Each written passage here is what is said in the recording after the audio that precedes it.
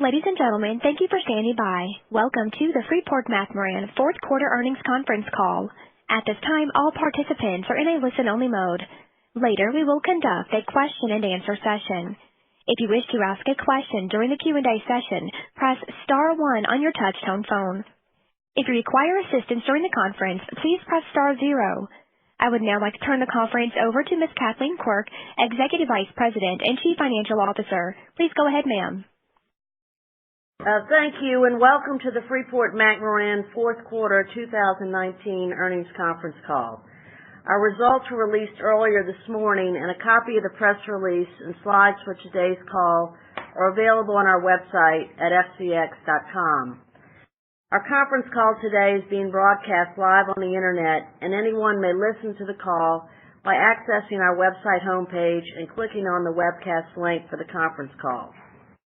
In addition to analysts and investors, the financial press has been invited to listen to today's call, and a replay of the webcast will be available on our website later today. Before we begin our comments, we'd like to remind everyone that today's press release and certain of our comments on the call include forward-looking statements, and actual results may differ materially. We'd like to refer everyone to the cautionary language included in our press release and presentation materials and to the risk factors described in our Form 10-K. Also on the call with me today are Richard Adkerson, Red Conger, Mark Johnson, and Mike Kendrick. I'll start by briefly summarizing our financial results, and then we'll turn the call over to Richard, who will review our recent performance and outlook. As usual, after our remarks, we'll open up the call for questions. Today, FCX reported net income attributable to common stock of $9 million for the fourth quarter of 2019. After adjusting for net charges of $22 million or 2 cents per share, which primarily reflected net charges at PTFI, mostly related to historical contested tax audits, metals inventory adjustments, and partly offset by gains on asset sales, the adjusted net income attributable to common stock totaled $31 million or 2 cents a share in the fourth quarter of 2019. For details about the special charges, please refer to Schedule 7, Roman numeral 7, in our press release. Adjusted earnings before interest, taxes, and depreciation and amortization for the fourth quarter, EBITDA, totaled $891 million. We also have a reconciliation of EBITDA available on page 35 of the presentation materials. Fourth quarter copper sales totaled 906 million pounds. Those were higher than our October estimate of 870 million pounds, and gold sales of 317,000 ounces in the fourth quarter were 117,000 ounces higher than our October estimate of 200,000 ounces. The positive variance to guidance for both copper and gold was primarily associated with an extension of mining from the Grasberg open pit, which was completed in the fourth quarter, and also the timing of shipments as we sold some inventory from the third quarter. Our average realized price in the fourth quarter was $2.74 per pound. That was similar to the year ago average copper price, and gold prices of $14.91 average for the quarter were slightly above last year's fourth quarter. Our consolidated average unit net cash cost, net of byproduct credits, was $1.67 per pound of copper in the fourth quarter of 2019. Those were lower than our estimate, primarily reflecting the higher copper and gold sales volumes in the quarter. Operating cash flows during the fourth quarter totaled $170 million. That was net of a $250 million tax payment related to contested tax audits in Indonesia. And capital expenditures were about $700 million during the quarter, including about $400 million for major projects. During the quarter, we generated $450 million in proceeds from asset sales associated with the previously announced completion of the sale of a portion of our interest in Freeport Cobalt, and also a sale of our lower zone interest in the exploration project in Serbia. We ended the year with consolidated debt of $9.8 billion and consolidated cash total $2 billion. We had no borrowings and $3.5 billion available under our revolving credit facility. I would now like to turn the call over to Richard, who will be referring to our slide presentation materials. Thank you, Kathleen, and good morning, and thank each of you for participating in today's call. We at Freeport had an excellent fourth quarter, doing what we set out to do.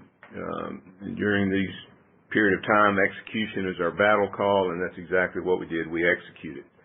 We have strong momentum on three important initiatives to expand margins and cash flows and increase values for shareholders. Looking back on the year 2019, we set a strong foundation for the long term and positioned our company for profitable growth for years to come. We start with the first and most impactful initiatives, and that is our underground ramp-up at Grasberg, which I'm pleased to report is accelerating as planned. During the fourth quarter, we completed surface mining at the Grasberg open pit, and now we are entirely focused on establishing large-scale production from our massive, low-cost, and long-lived underground ore bodies, and that's going to be a source of significant cash flows for 20-plus years to come.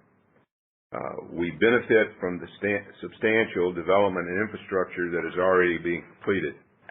The strength of our team, which possesses necessary technical competences, experiences, and motivation to successfully execute our plan, and that's what they're doing.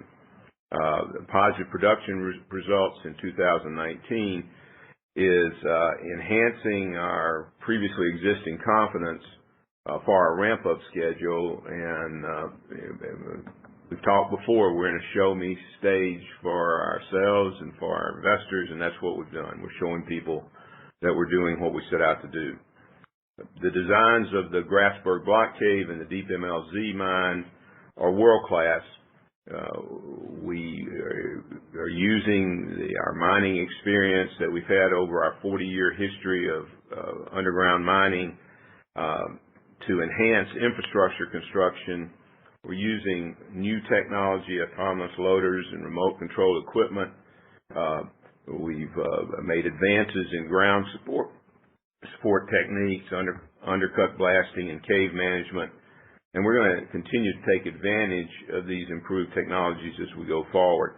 Technology advances in underground mining are more impactful and more achievable than open pit mining simply because of the nature of the processes.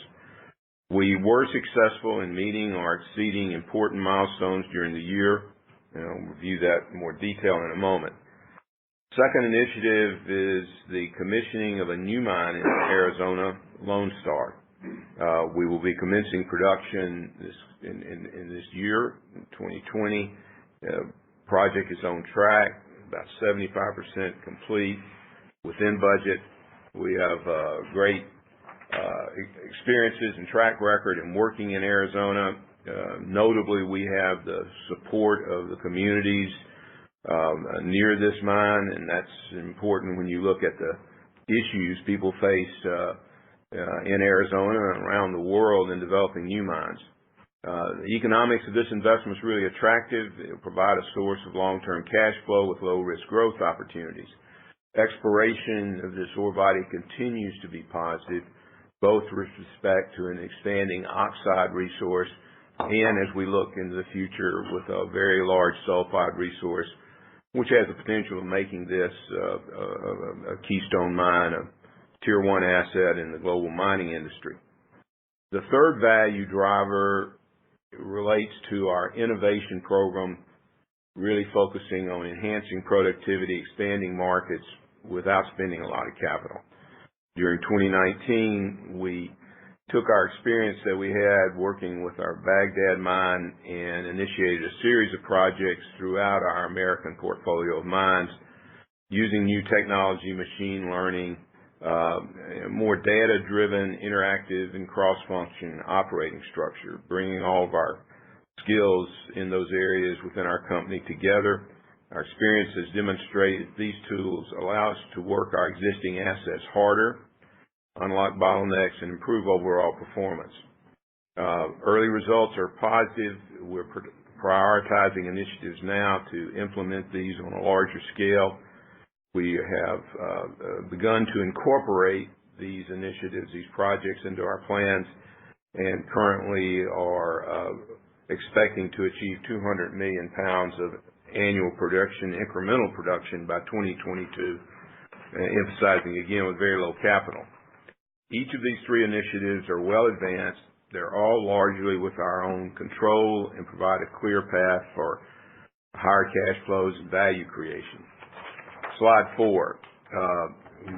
With all the talk about ESG, we have reiterated our commitment to all of our stakeholders. For us, this starts with a strong culture of safety at all levels of our organizations. That's the core of everything we do. We operate in a dangerous industry with challenging physical environments, and we are really diligent in developing tools to enhance safety performance, with particular emphasis on fatality prevention and continuous improvement. We recognize and appreciate the performance of our global workforce, who are integral to our success. We pay people fairly in compensation and benefits. We provide career opportunities for people to grow in their work and to support their families, and it's a big part of what we do. Freeport has a long history of partnering with communities where we operate to ensure that the work that we do results in a positive impact on communities with regard to their health, welfare, and sustainability. And we continue to work to do this, and it's an important feature of what we do. Environmental protection programs are also key to us, and we dedicate a significant human and financial resources to addressing this. Our management programs are designed to mitigate impacts and closely monitor performance. We have a particular focus on water conservation. Water is an issue in most mines that we have. We are increasing sourcing of low carbon and renewable energy and have a track record of world-class remediation programs. We are taking a very active role in working within ICMM and key stakeholders on developing a new global standards for tailings management. We have enhanced our disclosures in this area so that all stakeholders have access to our tailings management activities and how we're dealing with this important area of our business. At Freeport, we are a leading and important producer of copper in the global industry. This is fundamental as the world transitions to a low-carbon economy. Copper is a key driver in mitigating carbon emissions through the application of renewable energy technologies and is a net positive for the future economy. Our commitment to sustainable and responsible mining is not new. This focus on communities, workers, and environment is something that's been part of our culture for years. We recognized long ago this is essential to the long-standing sustainability of our industry, and that we cannot be successful in generating value for shareholders unless we address these issues effectively, and we are committed to doing that. Slide 5 talks about copper markets. Big picture, fundamentals are strongly supported for the future, and our company is going to be a beneficiary of those strong fundamentals. When we look back on 2019, with slowing global growth, with the impact on within China, in the U.S., with a weakened performance of the manufacturing sector, with the issues in Europe, it's striking that copper inventories are at the low levels that they are today. Supply growth continues to be relatively low. Markets can be expected to be tight in the future, to become tight in the future. Copper will benefit under a scenario of even modest global growth, and the added benefit of increasing use of copper to implement decarbonization trends is a feature that's going to be part of the long-term future of our industry. The current price today has improved from the 2019 lows, but is still well below the incentive price needed to attract new supply. Slide 6, we address, returning again to talking about our strategy and the impacts of that. As I've said often, we're laser focused on execution of this strategy, and that's what we're all about. We've worked for years now in planning and developing, particularly at Grasberg, the transition to the underground, and now we are executing this very efficiently, as you can see by the numbers we reported today. We have a growing production and cash flow profile that's going to be very significant and will benefit our shareholders in years to come. We're well advanced on this underground transition, and results to date are on target. We're moving closer to 2021 when we start seeing the results of this work that we've been doing over the past 15 plus years, and then beyond that, how we will be able to benefit from these investments and this work that we're doing. Through the execution of the ramp-up at Grasberg, the commissioning of the Lone Star project, ongoing productivities in our Americas operations, we expect to increase our copper and gold sales volumes by over 30% in 2021 compared with the just completed 2019 trough year. This will result in a 25% reduction in net unit cost, all things being equal, and more than double our EBITDA and cash flows at current commodity prices. I personally believe there's a potential for higher prices. With a growing production profile at a time when copper markets may be rising, our shareholders would have exposure to a positive long-term future, and Freeport will be particularly well situated as it faces that future. Much of the capital investment we need to achieve this result has already been made, and achievement of our targets continue to reduce the risk that this plan had embedded in it. These are long-lived assets with a strong base for solid cash flows for the future. Slide 7, we show a summary comparing historical and future results for Grasberg.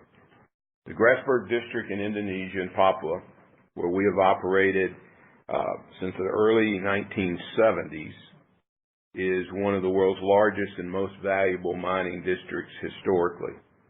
Very large copper producer, but with a significant byproduct gold component, it is one of the world's largest gold deposits. Grasberg has delivered cash flows over the last 30 years. We expect even more cash flow in the future, and it's truly a remarkable asset. And that's why we've had such a focus in maintaining and developing our rights, working with the government of Indonesia to secure that.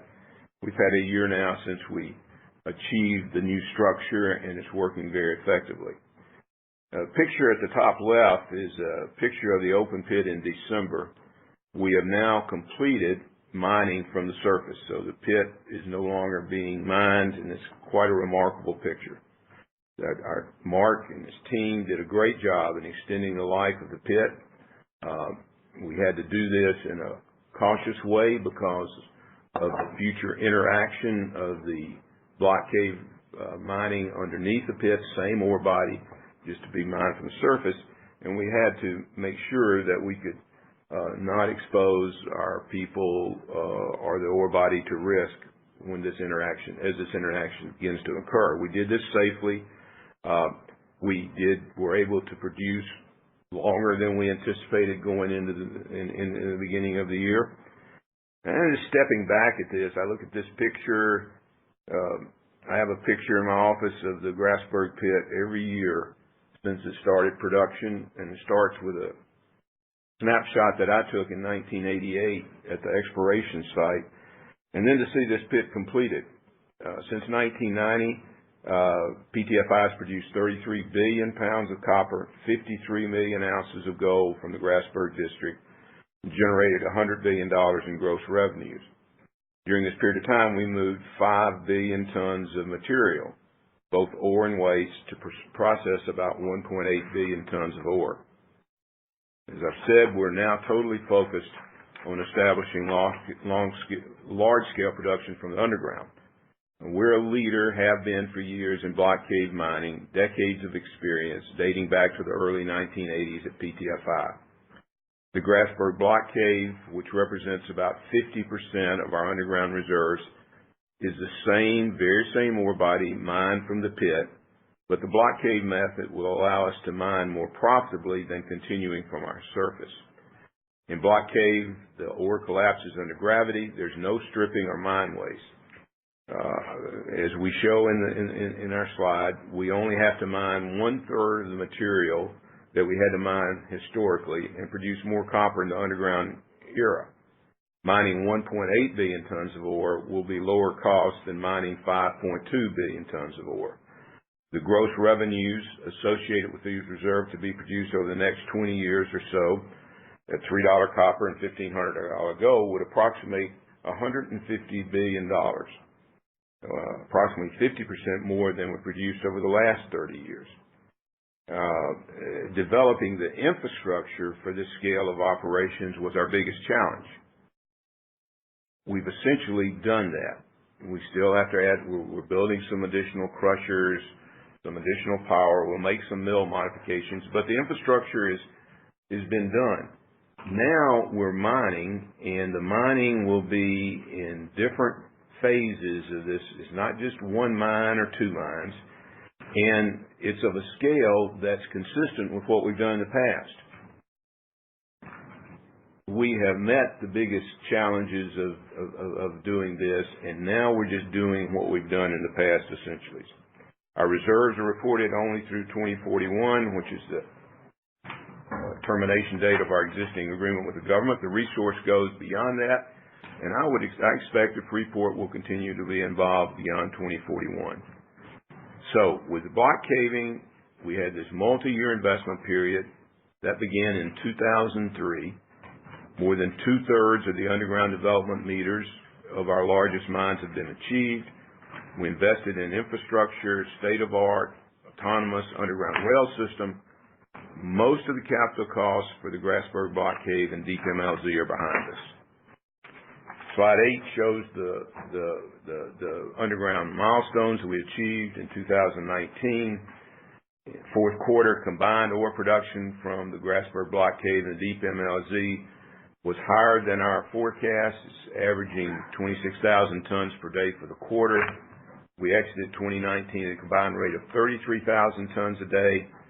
Quarterly rates for Grasberg Block Cave included a 20-day outage for a planned modification of our ore force system. We continue to add new drawbells, which is the structural features that allow us to extract the ore and mine it. These are rock funnels used to collect the ore, which goes into loaders as the ore collapses from the structure above it. We continue to add drawbells across the footprint. We will build scale for higher production. We added some new schematics and the reference information in the back of the presentation so you can review what we've completed to date and what we plan to do in 2020. In the fourth quarter, we added 34 new drawbells at the Grasberg Block Cave and Deep MLZ compared to 14 in the first quarter of 2019. We expect to continue adding drawbells over 2020 to average 48 a quarter. Cave propagation for the Grasberg Block Cave and Deep MLZ continues to go very well. The Grasberg Block Cave will be the largest contributor to copper and gold production following the ramp up. Reserves total about 1 billion pounds of high-grade copper and gold, billion tons. Grasberg Block Cave will have a very large footprint, 80 acres at full rates, 180 acres over the life of the mine. The size of the ore body gives us the ability to produce simultaneously from 5 production blocks. 5 production blocks, not just a single mine, giving us scale, flexibility, and assurance that we can have continuous productions. So in substance, we have multiple mines underground sharing the same infrastructure. We know the rock types from mining the same ore for the past 30 years through the extensive drilling that we've done. We're assessing ore about 300 meters below the pit bottom in the Grasberg Block Cave. As we continue undercutting and adding draw points, the cave expansion at the Grasberg Block Cave will ramp up to 130,000 tons per day from these different cave fronts at the Grasberg Block Cave by 2023. The Deep MLZ is a different mineralization zone where we are using hydraulic fracking, which is being very effective in managing the seismicity issues we talked about previously. We're continuing undercutting the Deep MLZ drawbell openings. We will have 2 active production blocks in the near term there, 3 in the longer term. In the early years, the grades in the Deep MLZ are very high. Fourth quarter grades at Deep MLZ were 1.7% copper and over 1.7 grams per ton of gold. At full rates, production from these 2 ore bodies is projected to average over 1.3 billion pounds of copper, 1.3 million ounces of gold, and that's sustainable at very high levels over the long term. Earlier years' higher grades will enhance production. Average net unit cash costs are expected to average about 30 cents a pound in the first 5 years at full rates. It's really notable and rare for large-scale operations in our industry. The key for us now is to continue our undercutting to expand the footprint to open up new areas for drawbells and ore production. We expect to increase the number of drawbells in 2020 as work areas expand. Again, this is doing things at a scale that we've done in the past. The infrastructure is essentially in place, and now we're just executing mining like we've done. There's risk in mining projects, and there'll be pluses and minuses as we go forward, but we felt we've dealt with the major structural risk that we face going into this, and we're real positive about our results to date and our ability to manage risk as we go forward. Slide 9 shows an update on the Lone Star project in Arizona. Commissioned as a new mine in this year in 2020. See from the pictures, the mine's taking shape. We're ramping up placement of ore on the leach pad at the nearby Safford operations, where we have available facilities to process this ore without major new capital expenditures. The current project is forecast to add 200 million pounds of copper per annum initially, and we have opportunities to increase production with low capital requirements. We're continuing to, as I mentioned, to analyze the positive exploration data that just keeps coming at us at this ore body, and we'll be incorporating in our future plans. We're very positive about the upside to build scale on what could become a significant cornerstone asset for us in the United States, in Arizona, over time, where we have no royalties because we own the land. We have virtually no taxes because of our situation. A lot of value. Slide 10. This innovation initiative is really taking shape. Over the last several months, we developed a blueprint for our operating sites to implement these new data-driven technology tools, provide operator training, redesign our operating teams to incorporate cross-functional disciplines, bringing in our people on site with data analysts and outside experts to achieve what we can achieve. The availability of these new technologies is truly changing the way we work. We're challenging the status quo. We're not accepting what we did in the past. It's giving us the ability to adjust quickly to maximize productivity. We're leveraging these data analytics and collaborating across function, arming our operators with tools, empowering them to make decisions quickly using real-time data. Bottlenecks are being broken down, and results are being measured in real time to really determine and improve productivity. The slide talks about two of these initiatives, one for our concentrating plants and one for our mining operations. We're developing algorithms in the concentrating plants, which literally takes hundreds of thousands of data points on ore types, metallurgy, and other operating conditions to make recommendations in real time designed to maximize copper production. These models, which we call TROY, an acronym, are tailored to each site based on the characteristics of the ore body and the processing equipment environment that we have. In the mine, we're developing technology to aggregate data from multiple existing systems to provide dispatch personnel with real-time information and recommendations to eliminate downtime, optimize movement of material to achieve the highest level of productivity at any given work shift, and to maximize the nature of the ore that we have in the mine. Energy around this initiative within our team continues to build. I was just with our global team last week, and it's really gratifying to see how they are embracing this initiative. Our organization's really gotten behind it. We had really positive results at our Baghdad mine in northwest Arizona, where we, in effect, field tested this. At Baghdad, we achieved a 15% increase in output, lower unit cost, and other benefits. We're prioritizing projects in the process of implementing them. We have included, at this point, in our plans, adding 200 million pounds of copper from these initiatives beginning in 2022. Our team keeps expressing confidence that we can do better than that, and so we'll be looking forward to reporting you how that works to lower our average and capital costs. Costs are relatively low, in the range of $200 million to implement these things. It's highly attractive considering that a new project to add 200 million pounds of copper would involve capital in the range of $1.5 billion to $2 billion and take much longer to implement. Kathleen's going to cover our financial outlook, and I just close by highlighting the key value drivers that characterize Freeport as foremost in the global copper industry. We start with a valuable portfolio of high-quality assets, Tier 1 assets, with scale supported by exceptional technical team and managed efficiently, responsibly.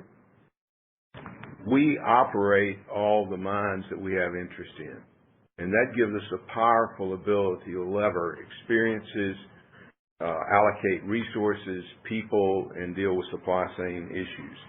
Our assets are long-lived, durable, and have embedded options for growth. We are an industry leader in copper, which is supported as a commodity by strong fundamentals. We have a growing production profile and cash profile of significance, and you'll see this clearly in the slides that Kathleen will talk about. Right now, we're focused on executing these three initiatives.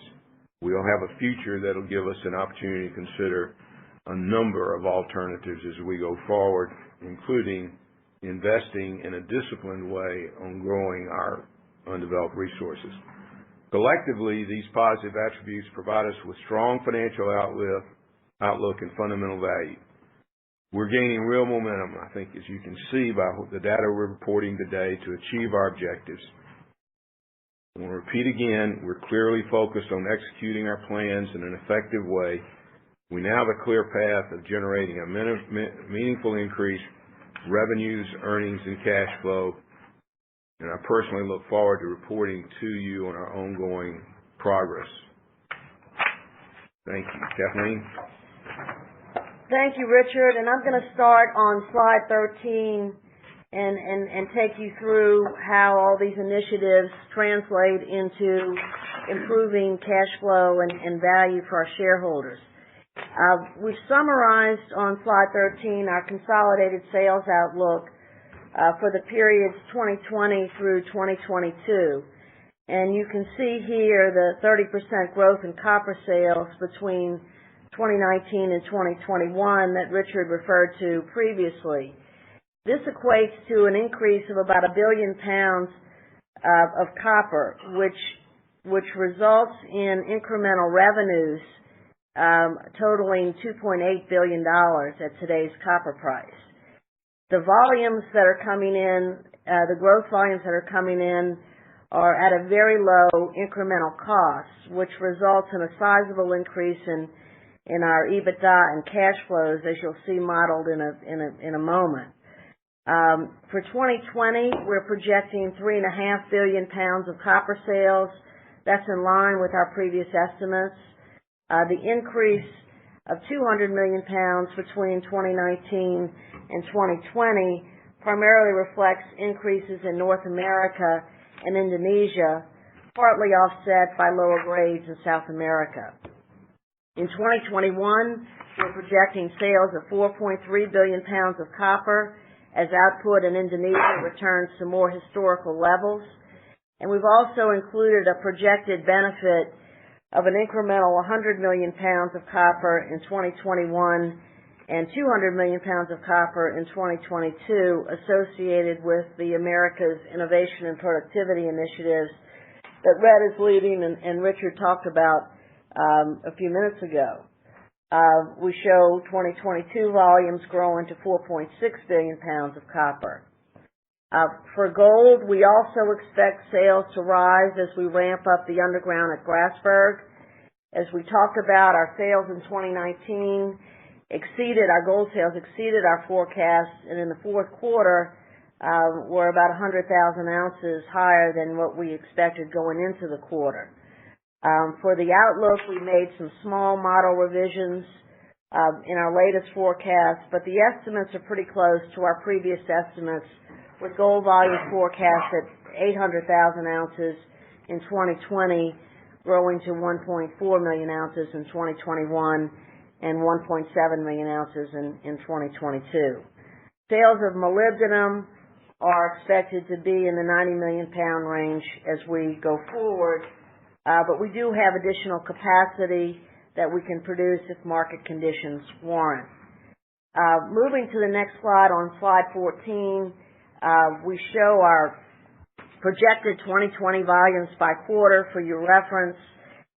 With the underground ramp up at Grasberg, the sales are expected to increase throughout the year, and by the fourth quarter, you'll see we expect to be at an annual run rate approaching 4 billion pounds, which is well on our way to the 4.3 billion pounds target that we expect to achieve in 2021. Our slide on page 15 illustrates that our growing production profile is coming in at a lower incremental cost, and that'll drive our unit cost down as we go forward. For 2019, our average net unit cash cost net of byproduct credits was $1.74 per pound. We're projecting a similar level in 2020 for the average, and that reflects a lower top line unit net site production cost in 2020, but it's offset by lower unit byproduct credits. We're assuming in these estimates $10 a pound for moly. Moly prices did decline some in the fourth quarter and are currently around the $10 level, but there's a 3 cent per pound impact for each $2 change in molybdenum for 2020. As we move to 2021, because we are ramping up production, the unit cash costs are expected to decline by 25% from the 2019 and 2020 averages, and that's just a function of scale at Grasberg. We expect that at full rates, the underground operations in Indonesia will be among the lowest in the world. And the innovation and productivity initiatives in the Americas is also expected to deliver lower incremental costs than our average. So we're very focused on bringing the unit cost down as we build scale and productivity in the operations. On slide 16, we show a modeled result of our EBITDA and cash flows at various prices, copper prices. We're holding gold flat in these models at $1,500 and molybdenum flat at $10 a pound over this period. In 2019, our EBITDA totaled about $2.7 billion, and that was at an average copper price of $2.73 per pound. For 2020, we're estimating EBITDA would range between $3 billion and $5 billion at copper prices between $2.75 and $3.25.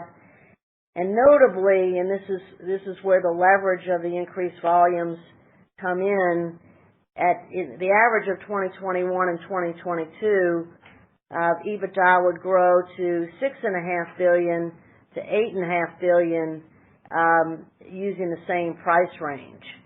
So when we look at 2021 and 2022, we go from $2.7 billion in EBITDA in 2019 to over $6.5 billion in 2021 and 2022 at current prices. This is all from existing projects that are in an advanced stage. As we've been emphasizing, it's about execution. Over the next few quarters, achieving our key milestones will continue to de-risk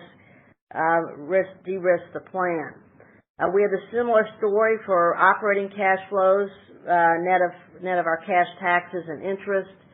Our operating cash flows grow from $1.5 billion in 2019 and would range from over $4 billion to $6 billion in 2021 and 2022 at copper prices ranging from current levels to $3.25 per pound.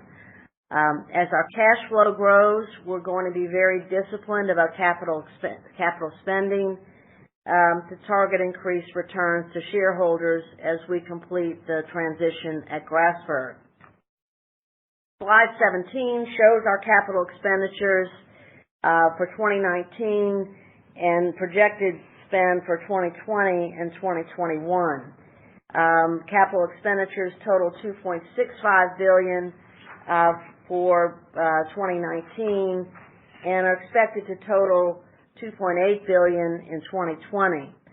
We've included about $150 million in capital investments in 2020 associated with our innovation and productivity project. That has a very quick payback and will add long-term value. We've added 100 million pounds of copper in 2021 and 200 million pounds in 2022. So you can see the quick payback of those projects, and I think it's going to build a foundation of improved long-term value of our Americas business as we go forward. The balance of capital in 2020 includes $1.3 billion in underground capital spending at Grasberg and the completion of the Lone Star project. We've also got sustaining capital in the $1 billion range. For 2021, we expect capital to decline by about $400 million, and we've included $1.2 billion in sustaining capital and the balance for projects mostly related to Grasberg. I will note that the underground capital at Grasberg is expected to decline significantly beginning in 2022. As Richard mentioned, we've got a big part of the infrastructure completed, and so we do see capital beginning to decline significantly from Indonesia beginning in 2022 and beyond. We're continuing to manage our capital expenditures very carefully and thoughtfully. The investments we're making now are at an advanced stage. They're going to strengthen our margins at low prices and enhance our long-term asset base while providing leverage to improved markets over time. The amounts do not include the new smelter in Indonesia, in which FCX will share 49% of the economics. We've got some information on the smelter on the next slide, on slide 18. It's a status update of where we stand. We're in the process of completing our engineering studies and expect to have confirmed project costs and project schedules during 2020.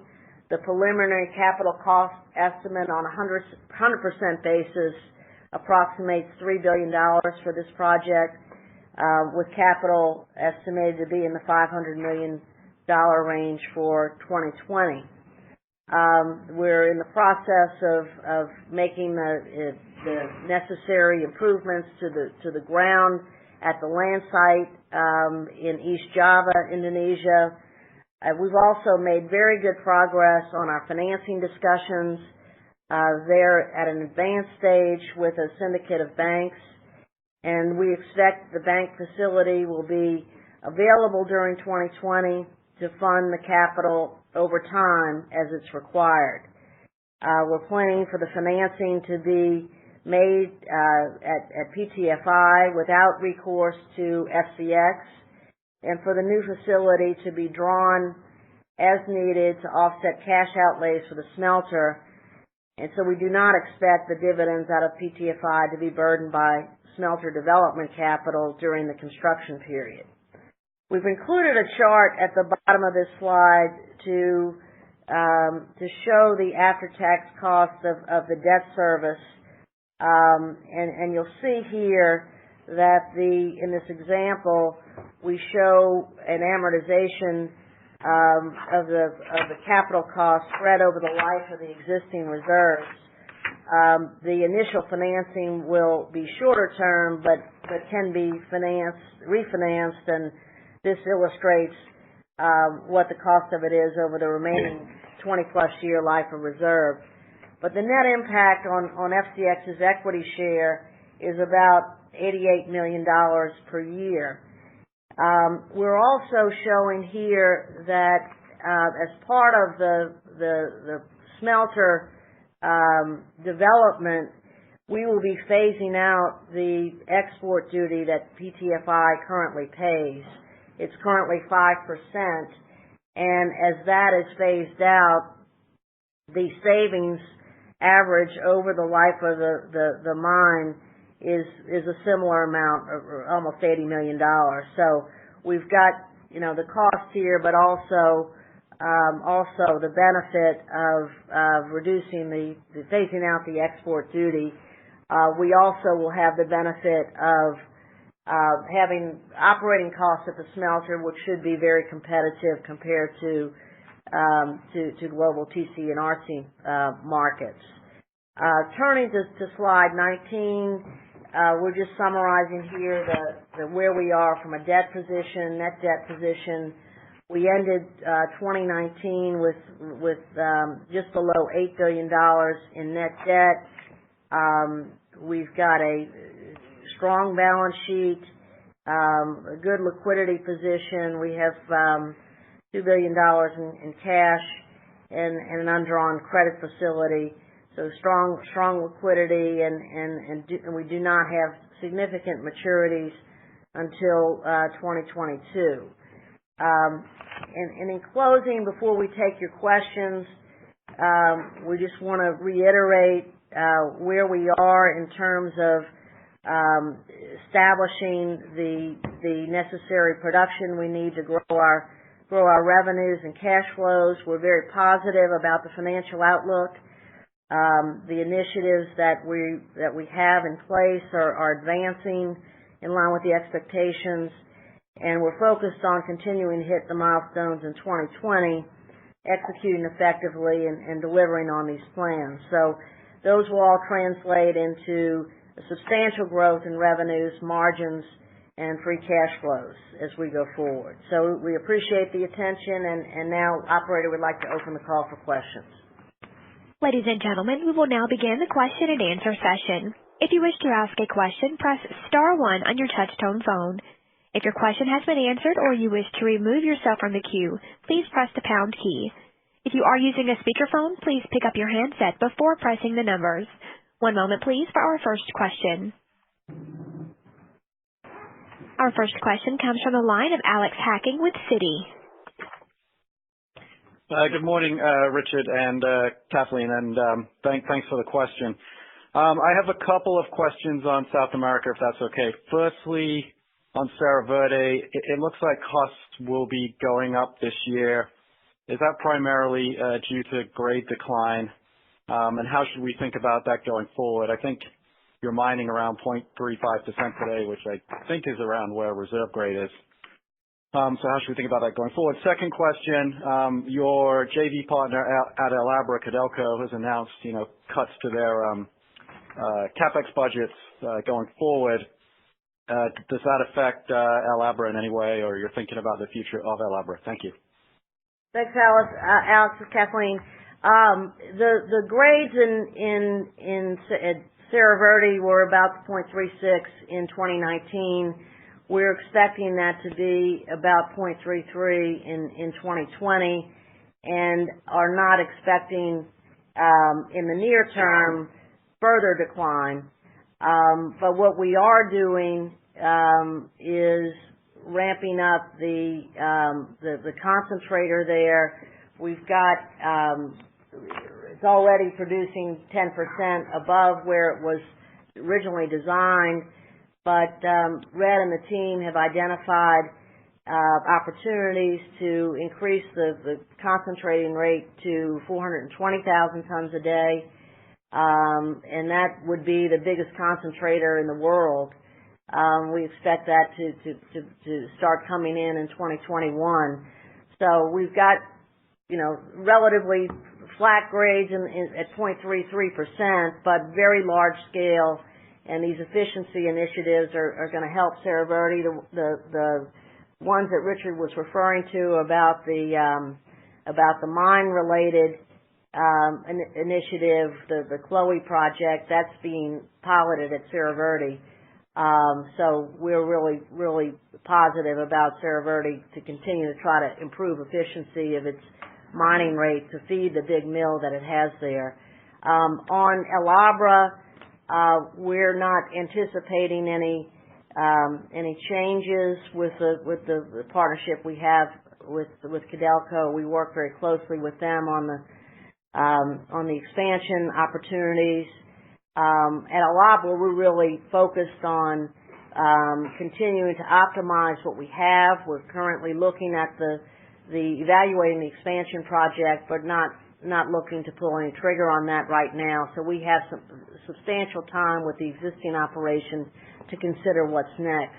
I don't know, Red, do you want to add anything on Cerro Verde? Or? Spot on. Okay. So let me just say with El Abra, we are working cooperatively with Codelco on it. They're encouraging us to work on it. We're not planning on initiating major new expansion projects until we complete this process of the underground conversion at Grasberg. And so we're studying it now along with expansion at Baghdad and others, and we'll be doing trade-offs to see what makes sense when the time comes to make decisions on expansion. So we think that if it does come down to a joint decision to expand El Abra, that there will be sources of capital to finance that. So I don't think that's going to be a constraint to ours. But that's a future decision to be made. Okay, thank you very much. Your next question comes from the line of Carlos de Alba with Morgan Stanley. Thank you very much. Good morning, Richard and Kathleen. So just in terms of this matter in financing in Indonesia, Kathleen, have you been facing any pushbacks or what obstacles are you getting from the conversations with the banks?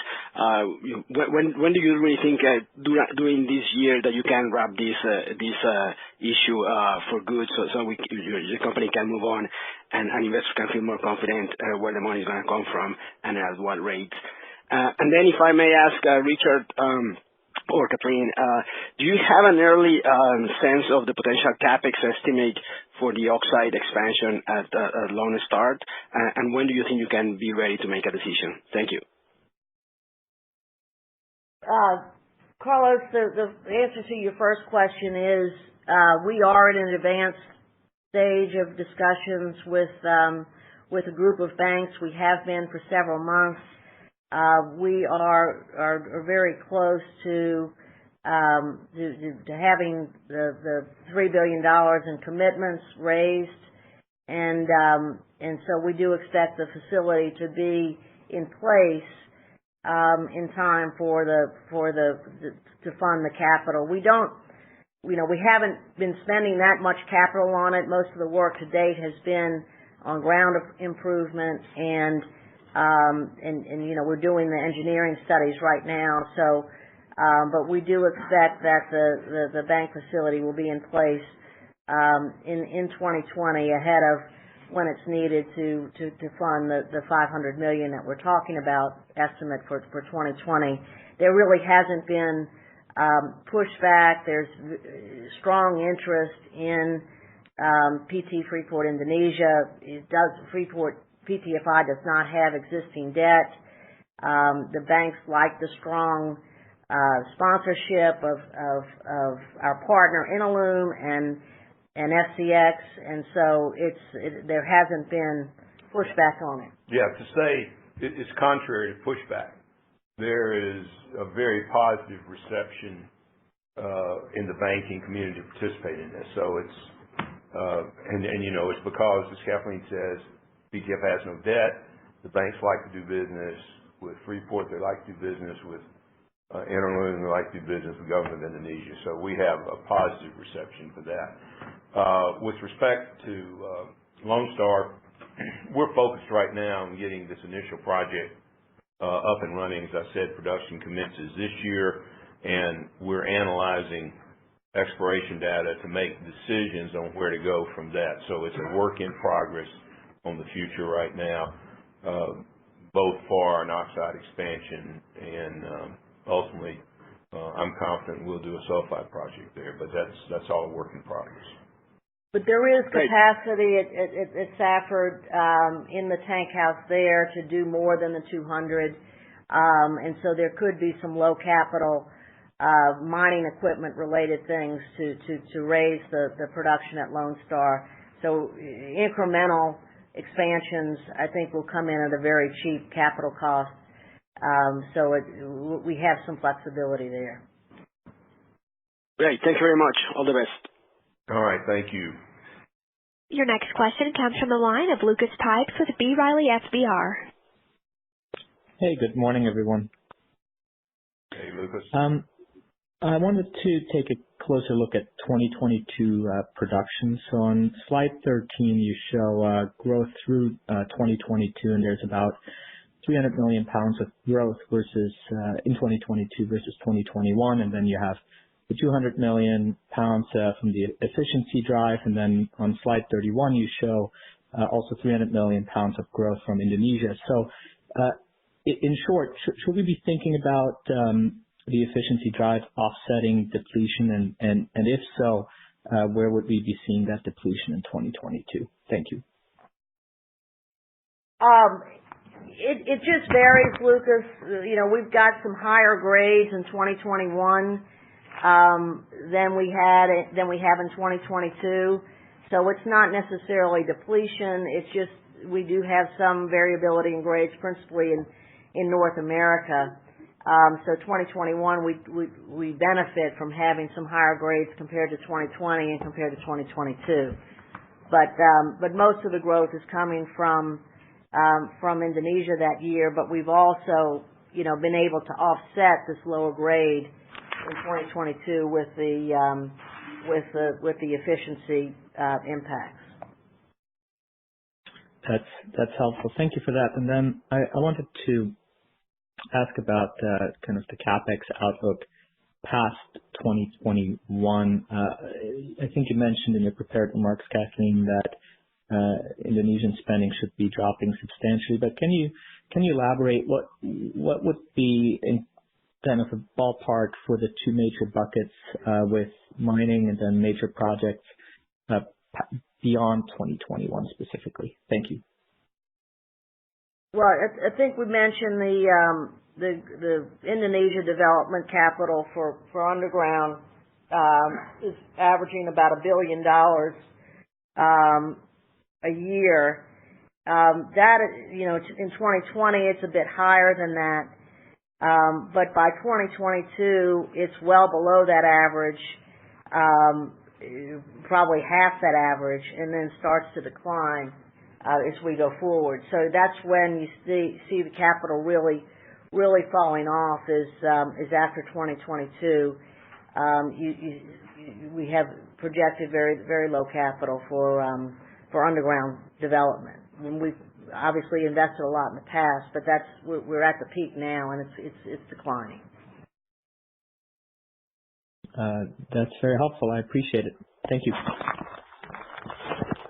Your next question comes from the line of Matthew Korn with Goldman Sachs. Hey, good morning, everyone. Just want to say, as it's been through the year, it's been great to see the progress made at Grasberg. I appreciate the work gone into that. A couple questions for me. Just in the near term, expectations for the first quarter reflect a pretty big step back in production, step up in per pound costs. Is that due to this being the first quarter where you're completely out of the open pit? And then second, Kathleen, I wanted to ask a little bit more on just the accounting for the smelter as this comes through over the course of the year. Just not sure, the debt's going to be consolidated in the balance sheet. I expect the total 100% spending for the smelter come through on your cash flow statement. But can you help us out with some of the other pieces or the other offsets that would reflect your partner's participation there? That'd be very helpful. Thanks. Okay. In terms of the first item, the production for the first quarter, you're right about that, Matt. The main difference is the Grasberg. We don't have the open pit any longer, so that's the biggest impact on the first quarter. We also do have some variances at Cerro Verde, primarily in our estimates for the first quarter, and for South America, the first quarter is the lowest of the year based on our current mine plan. So really, first quarter for all sites is low, but ramping up during the year, and it's just mine planning as usual. We'll try to produce as much as we can that fits within the overall mine plan. On the smelter, you are correct that it is consolidated. You'll see it in our consolidated results, in capital expenditures, and it will be in our consolidated debt. And what we tried to do on slide 16 is to let you understand really what the economic impact is. It'll be financed at the PTFI level, so we won't have, FCX will not have cash to put in for the smelter, nor will our partner. It'll be financed at the PTFI level. And so really the impact that FCX will see from an economic standpoint is the effect on dividends coming out of PTFI. And what we've shown here is really with the benefit of having the export duty phased out, and that'll offset essentially the debt service. So that's really the economic impact. But when you look at the financial statements, it'll be in the consolidated results. But we want to focus on what the true economics are. So Matthew, you've touched on an important point that I think everybody understands, but just to make sure there's an understanding, our new structure with Interloom, the state-owned company in Indonesia, differs from where we were with our previous partner, Rio Tinto. With Rio Tinto is a joint venture interest.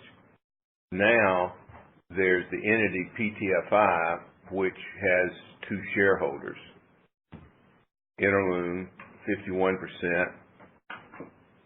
FCX 49%, but it's the entity PTFI that is building the smelter, that's doing the financing at that entity level. And while PTFI, FCX only owns 49% of the economics, that's close to the economic interest we had under the Rio Tinto structure. So that's why we're very happy about it. Through a shareholders agreement, FCX retains operating control over the operations. So It's just important to understand that if there had been equity requirements of shareholders, that would have been made 5149, but we concluded that the availability of this low-cost bank financing is so attractive that that's the best way to finance this. And as Kathleen says, when you look through it, the fact that the export duty is going away, there's not really a lot of difference. Plus, there's going to be some impact of having an incremental major smelter in the world on global TCs and RCs, which will be beneficial to the rest of our business. I appreciate the clarity. Thank you. Your next question comes from the line of Matthew Murphy with Barclays. Hi. Kathleen, I had a question on the slide 16. If I look at 2020 operating cash flow, let's say the $2.75 per pound scenario, and I compare that to your presentation from Q3, the drop looks a little more than just the byproduct assumptions. So I'm wondering, has anything else changed in the expectations? You said top line production costs would be down, but are they down less than you expected at Q3, or anything else that can explain that change? The big differences between our last quarter's forecast and this one is, we made a change in molybdenum. You noted that from $12 to $10. We also have incorporated, our new mine plans and some of the studies we're doing that are expensed in our for the innovation projects, and then just some changes in timing on tax payments. So nothing really major beyond those changes in assumptions. Okay, thanks a lot. Your next question comes from the line of Chris Terry with Deutsche Bank. Hi, Richard and Kathleen. Thanks for taking my questions. Two from me. First one just on cash flow and thinking about other ways you can reduce your net debt further. Just wondered if you could touch on working capital over the next 12 months or so, and then also you've done a good job on the asset sales in 4Q. Just wondered if there's any other assets in the portfolio, JVs, et cetera, where you can monetize some of the rest of the portfolio that we might be missing. That's my first question. Thanks. Yeah. Thanks, Chris. And I think you saw we did complete some asset sales in the fourth quarter, and we've got some additional potential transactions that we'll continue to look at if they make sense economically, where we do have some non-core assets that are not producing that potentially could be monetized for cash. So we'll continue to look at that if we can do it at a valuation that is positive for our shareholders. We're continuing to work on reducing working capital. All of our teams and Red's team continue to look at our supply chain and how we can gain better efficiencies of using supplies that we already have across the organization to share those resources. During the fourth quarter, you could see we did bring down our sales concentrate and finished goods and inventory.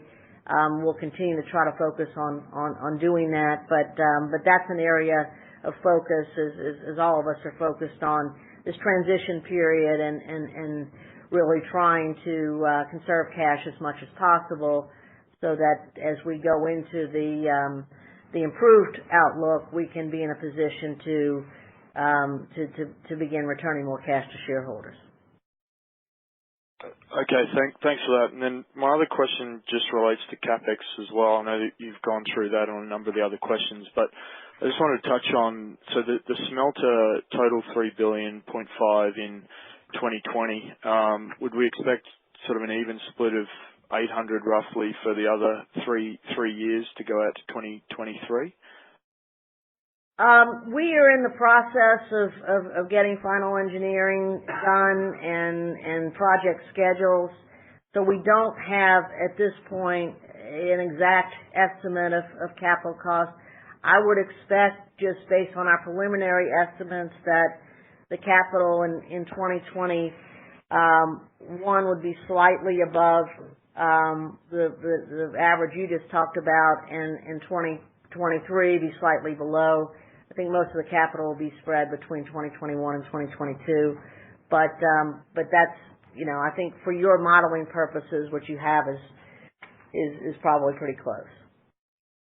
Okay, thanks. And then just as well on the capex, so 2020 your guidance was 2.6, gone to 2.8.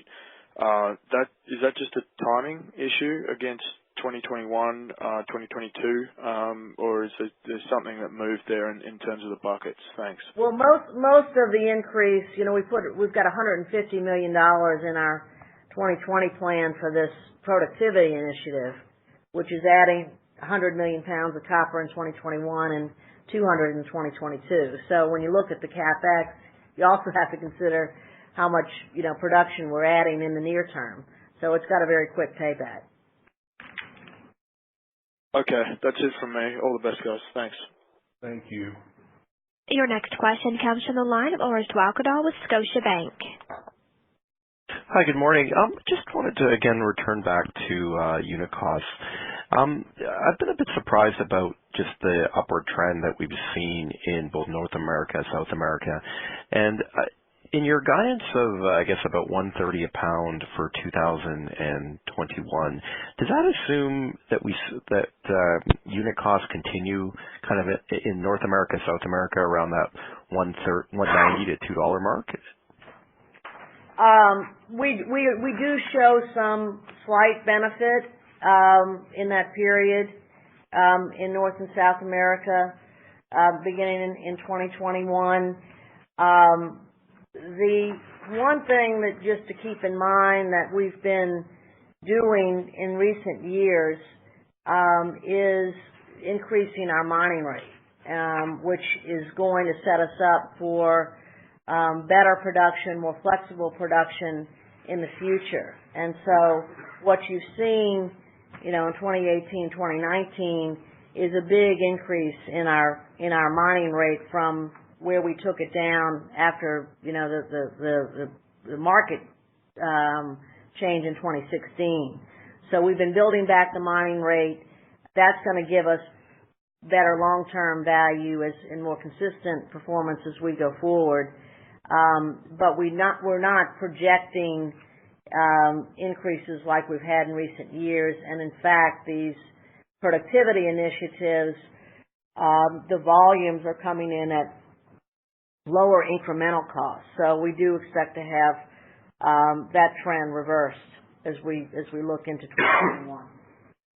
Okay, and longer term, assuming grades only decline in the future or stay flat at best, should we anticipate the North America, South America costs are going to be, somewhere in the 180 range? Yeah, that's part of the reason we're aggressively moving on these initiatives is we are very focused on maintaining a cost position despite the fact that you have longer hauls and changes in grades over time. But so that's really what we're focused on is how do we more than offset inflation and these other factors that affect not only our mines but mines across the industry that have different profiles as they mature. Okay, and then finally, just on the Q1 sales guidance of 725 million pounds, can you give us what the Grasberg copper is embedded in that number? It's about 120 million pounds. Okay, so that would imply there's quite a step down in North America, South America then in Q1. From the fourth quarter, yes. I think I mentioned that because we've got lower production the first quarter. We also had some sales timing, you recall, that boosted fourth quarter sales versus the production in the fourth quarter. Okay. Thank you so much. Your next question comes from the line of Chris LaFemina with Jefferies. Hey, Richard, Kathleen, thanks for taking my question. Just on Grasberg, the operational progress with the Black Cave and the DMLZ has been very impressive the last few quarters. And in fact, the DMLZ, I think you're tracking well ahead of where you had expected.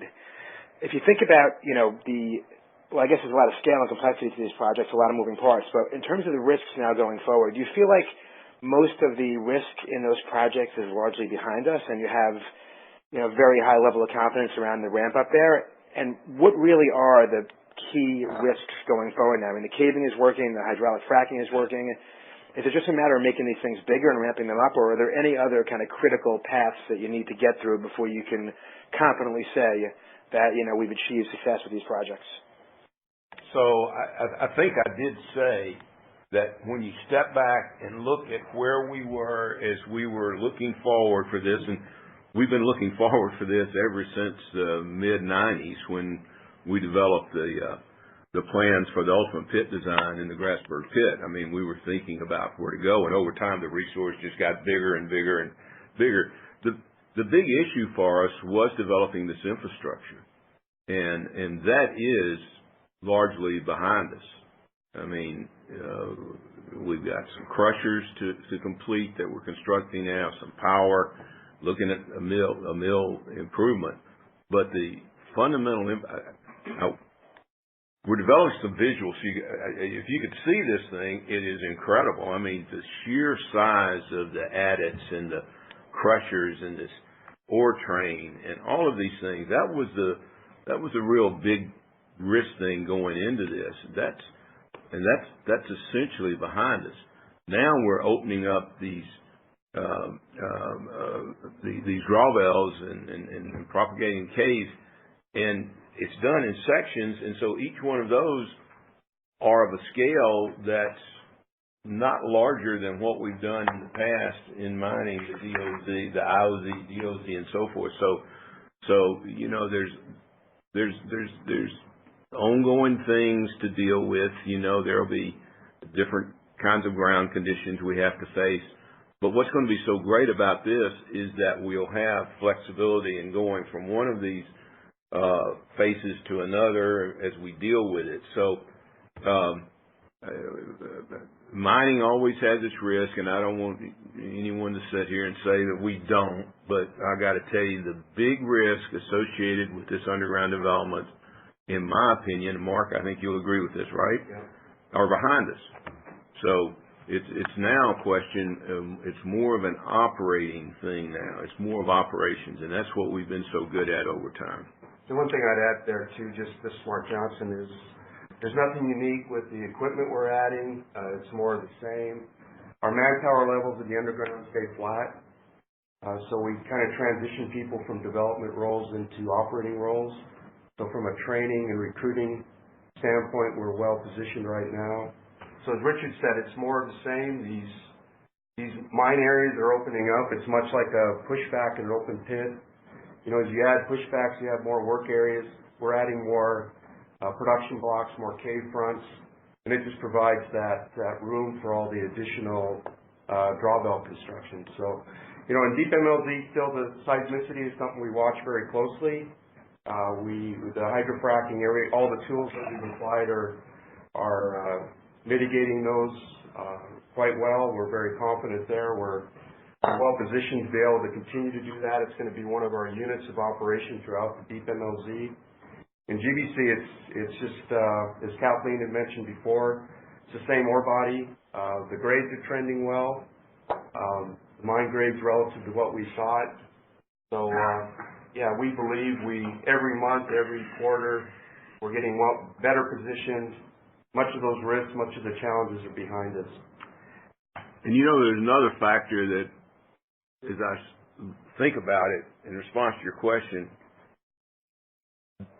our labor situation right now is so much better than it has been since 2011 or 12. I mean, the team's motivated. Everybody's working together. Our relationships with the union's good.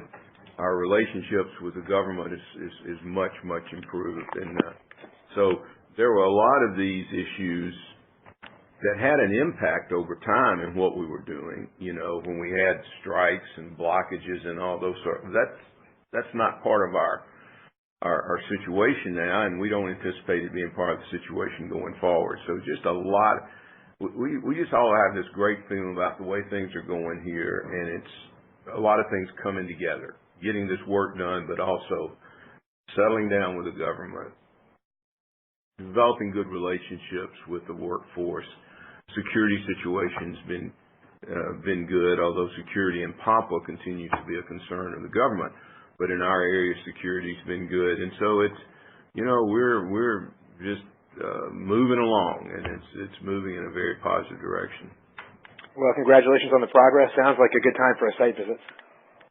Yeah, we're looking forward to it. We're looking forward to it, and I think there've been things that kept us from doing that in the past, but nobody goes to that place and comes away from it with the same feeling. I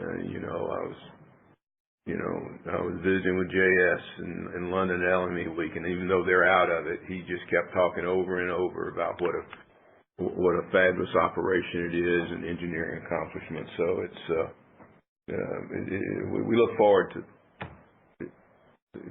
giving you a chance to see it. Thank you. Your next question comes from the line of John Tumazos with John Tumazos Very Independent Research. Thank you very much. I'm looking at the slide 9 on Lone Star, and I just want to make sure I comprehend it. There were 68 holes, I guess, in the upper row that averaged intercepts of 0.56 copper. Were those the holes prior to 2019, and were the 28 holes that averaged 0.82% the 2019 holes? No, they're not divided that way, John. They're shown for illustrative purposes as we got the data in. So to show the number of holes where we have the higher grade intercepts. And some of those intercepts wouldn't be inside of ultimate pits, even at this point, at pits that are drawn at today's copper prices, $2.50 copper prices. So they're not, these are just the size of the mineral endowment. There is what we're trying to show. Presumably, the high grade stuff is in pit. We're going to see. As Richard pointed out, we're building the mineral models. We're going to float cones and do all of that analysis. So John, we had some historical drilling there, and we were able to use even before 2015. This ore body's been an exploration target for many years, and so we upgraded the drilling. We initially did enough to take advantage of the available facilities at Safford as it was winding down. And so the first project was, how can we use these facilities at Safford? We continue to drill, and as we continue to drill, some of it is outside of that planned current production. We're finding very attractive opportunities, which we are now analyzing, and those opportunities include oxide. As Kathleen said, there's a possibility of being able to further use Safford. There may be an opportunity to do other capital investment to take advantage of that resource, and then we continue to develop the sulfide. So this is very much an unfolding story, but as it does unfold, the exploration news continues to be very positive. What grade does the 200 million pound production plan assume?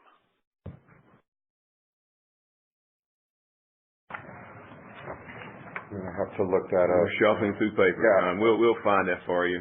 Sure, and if there are these high grade zones, are you going to build an electrowinning tank house for 200 million pounds of capacity or 300 or more million pounds capacity, or will you take the pregnant solution to the old Safford tank house or Miami or Tyrone?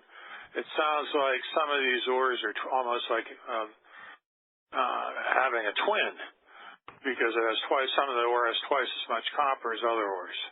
That's right. And as I said, the initial project was to not build new tank houses for this project, but to use what we had available at Safford.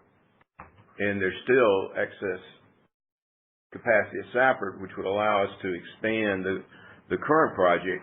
The next step would be to say, do we invest in new processing facilities to match up with the resource that we're finding, and then ultimately with the sulfide. So it's not going to go to Miami or any of that. We're going to use as much as we can effectively of the existing facilities at Safford. The next step will be say, do we do some incremental investment in new facilities to take advantage of the resource? And then ultimately, and this is, down the road, if we get to that sulfide, then, that could be a very major project for us, because, and as I said, potentially be a new Morenci. So that's what's exciting about this. John, the reserve grade at Lone Star is oxide, as you probably know, is in the .44 average range. In the early years, we expect the leach ore to be slightly above that, in the .5 range, in the early years. And as Richard was saying, as we mine the oxide, generate cash flow off of the oxide, that really is going to increase the value of ultimate development down the road, because effectively we're stripping the ore body. Yeah, and that's what's great about this, John, because of Safford being there. Normally you have a big sulfide resource, you face all this, and you see this as an example of other projects being developed. You have this massive stripping cost in today's world where grades aren't as high. Stripping gets to be a big part of the cost of what you're doing. Here, our stripping is creating value. For a combination of where it is near Safford, and yet it is stripping, and it's going to expose what looks to be a massive sulfide opportunity for us for the future. If I could ask one last one, and forgive me. I read of the overture you had from another company a week or two ago, and clearly you're on the brink of copper recovering, new projects, getting Indonesia down, etc. And you don't want someone to take a shot at you just before everything turns up. Do you think it'd be a good idea to do a share buyback? Your balance sheet's turned around, and $1 billion or $2 billion of stock buyback might be, it's nice to be complimented or flattered, but you don't want somebody trying to do a merger with you just before everything turns around. So I do not think the time is right to do a share buyback. And John, you know how long I've worked in this industry, and the one thing that comes home to me through all the things that we at Freeport have been through over the years is life is much better with less leverage than more leverage. And we've made progress with reducing our leverage. We're on the verge right now of generating substantial cash flows, which will allow us to further reduce leverage and return to being able to increasing returns to shareholders. I believe that's the right answer for us, and that's what we're going to be focused on doing. Thank you. Your next question comes from the line of Andreas Bokenhuser with UBS. Thank you very much. Just, I know we're running a bit late, but just one question from me. Can you just add a little bit more color on the maintenance shutdown we saw at Grasberg in the fourth quarter? I know you installed some ore flow equipment. What was that, specifically? And how should we think about 2020? Do you have any particular equipment installation, maintenance, shutdown processes planned sometime in the near future? That's all for me. Thank you. Yeah, this is Mark Johnson. We mentioned it in the last quarter update, the planned shutdown. We had one conveyor that in the ore flow system that was able to collect ore from the Grasberg open pit, and this same belt also collects ore from the Grasberg block cave. We no longer needed the portion of that belt that serviced the pit, so we shortened that belt by about 40%, which just makes the longer-term system more robust. So it was a matter of taking the tail pulley of that belt and moving it to a different location. And then we also modified a bunch of the motors, the controls, so that it would be a much more modern system for this long-term application at the Grasberg block cave. Going forward, we obviously have maintenance plans. They're built into our production plan. That's integral to our planning, looking at crushers, conveyors, mill, which we've always done. So going forward, the production plans are reflective of our maintenance plans. There's nothing significant or unique coming up. We continue to incrementally add to our infrastructure, as Richard discussed. You know, the rail systems, all those things just continue to grow, but it's all going quite well and on plan.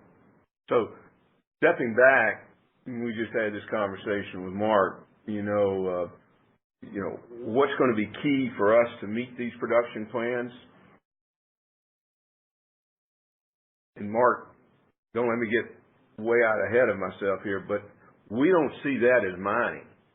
We see it really as being able to deliver this massive amount of ore from the mining activities to the mill facilities.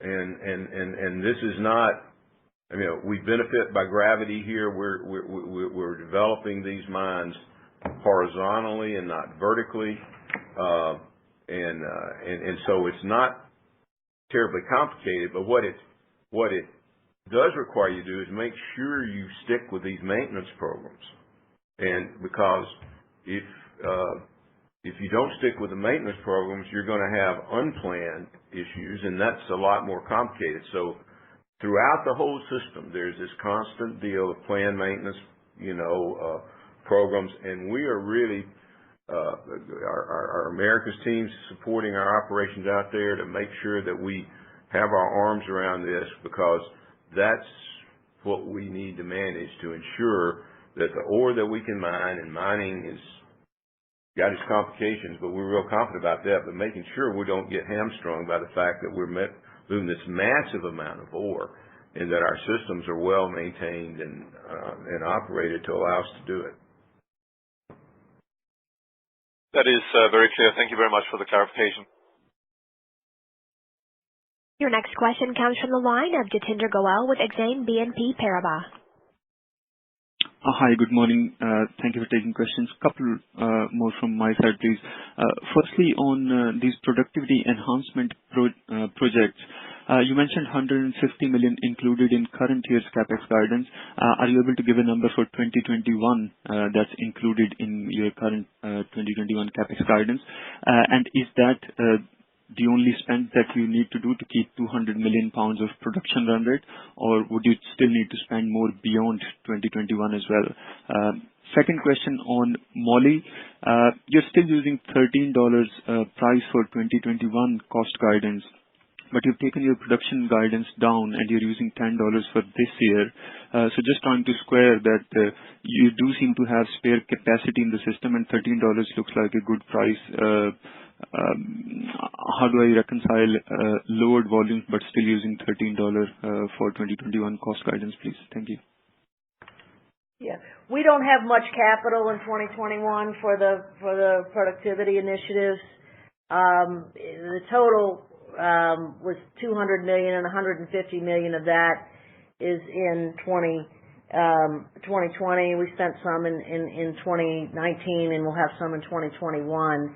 But that is the capital. It's mainly mining equipment and the development costs of these these data models that are included in those numbers. So we do feel that, and that's what we'll continue to do, is to try to do this with low capital intensity. So that's, as we go forward, we'll look to see if there's other incremental projects that have a very quick payback. But at this point, we hope we'll add some. It won't be massive amounts, but our hope is that this thing will identify areas that we can spend a little bit of capital and generate big returns off of it, because it is very high returns versus having to build new concentrators and things like that. So, but that's what's in our plan right now. Yeah. And then on the roll forward of the cost, we kept the moly assumption consistent with what we had used previously. At $13 moly, it might make sense for us to increase our primary molybdenum production, but that'll be something that we'll evaluate. We've been, as you've seen in the numbers, we've been cutting back the primary moly production because of market conditions, and we don't want to put a surplus into the market because we have so much volume that comes from our byproduct mines. But we'll have that opportunity to look at if that's, prices do improve, what the moly production would be from the primary mines. But the byproduct mines are the ones that are included in the cash unit costs that we provide. Yeah, we clearly have a capacity to add to those volumes. Great. Thank you very much. Very clear. Your next question comes from the line of Chris Mancini with Gabelli Funds. Oh, hi everybody. Thanks for the question. On slide 18, the $180 million of annual debt service, does that include, for the smelter, does that include amortization of the $3 billion loan, or is it just interest? And no, sorry, Kathleen. It does include amortization spread out over the remaining life, so over the roughly 19-20 years after the smelter's operational. So it assumes that it's financed over the life of the reserves. And as I mentioned, we'll likely have a shorter term financing at first, but that can be refinanced as we go forward. So it includes principal and interest.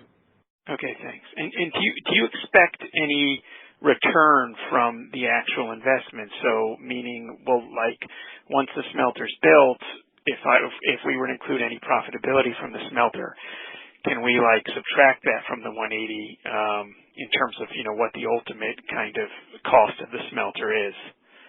Well, we're showing here on the right of that chart that by building the smelter, we can phase out the export duty.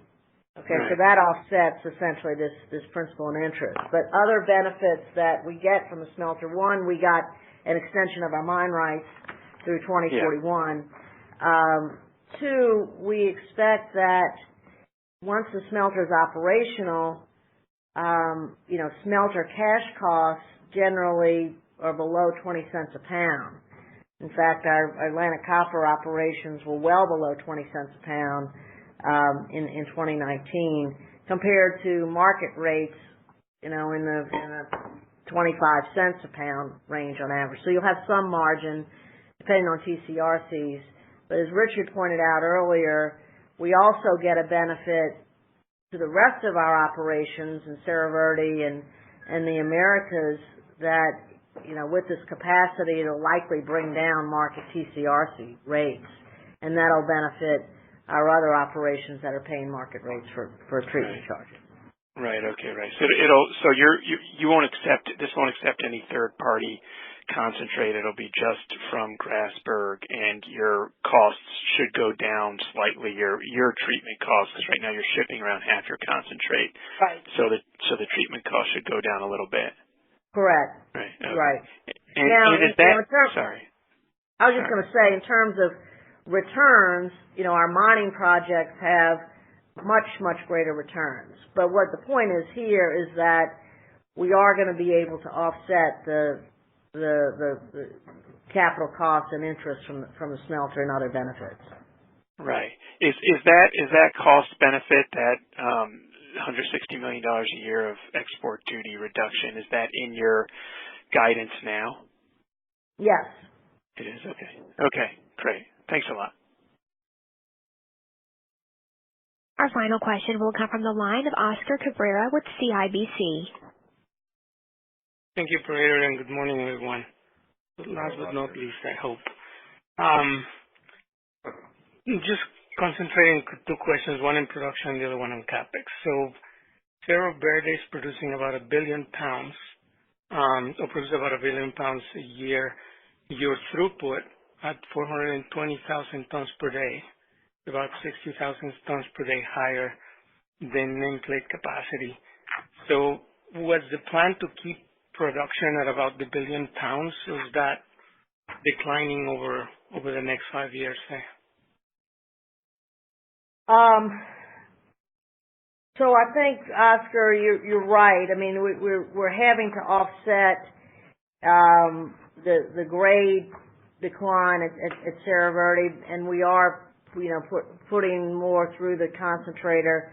In 2020, we expect to be a bit below the 1 billion pounds, but return back to the 1 billion pound level, in the years following 2020. And when we designed the plant, it was going to come off. It would be off 1 billion pounds by now. Yeah. So we've been able to keep it at that level. Yeah. And that's what we hope to do with our mining initiatives, and all these things, is looking for, we're just saying in passing 420,000. It's a big deal. It is a big deal. It's the biggest in the world. And we're really proud of it. And so it gives us opportunity to say, how can we maximize the resource in ways that help us? And we're going to, that's Red's everyday job. Try to figure out how to drive the cost down, get more volume, be safe, Should have said that first, right, Red? You got it. Yeah. No, absolutely. It doesn't get lost on us. So the next question with regards to CapEx is, at a higher throughput rate, do you need to expand your tailings, and do you have the permits for that? And if so, what would the CapEx be? Oscar, we're in good shape now for tailings capacity, but as we expand these reserves, we're doing tailing capacity studies. Where do we put this material in the future, not only at Cerro Verde, but at all of our operations? So as Richard said, that's part of the ongoing work that we're doing all the time. How do we maximize these resources and take care of all the environmental and safety concerns at the same time? Fair to say, Red, though, at Cerro Verde, that's a planning challenge, it's not a constraint. Very well put. Yeah, and we've got 420 in sight and permitted. Red has aspirations of going above 420, and thinks that we can do that, over the longer term, and that's what he's talking about is having some planning done around what would we need to do to move that up another increment. So it's a great resource and a great concentrator facility, and we're just we're working on scenarios to maximize the value. And then lastly, if I may, I think I missed this with one of the previous questions. The CapEx in Grasberg after 2021. Would that return to about $1 billion a year? It's less than that. After 2022, it's substantially less than that, Oscar. 2022, it starts to trail off, and then very low capital after that. So that's when really you can harvest the cash flows associated with this higher production. Well, thanks everyone for everything, and congratulations on the strong performance. Thanks, Oscar. Thank you, Oscar. We'll now turn the call over to management for any closing remarks. Again, thank you all for participating, and we look forward to future reports, and David Joint's available to follow up with any questions you might have. So thank you. Ladies and gentlemen, that concludes our call for today. Thank you for your participation. You may now disconnect.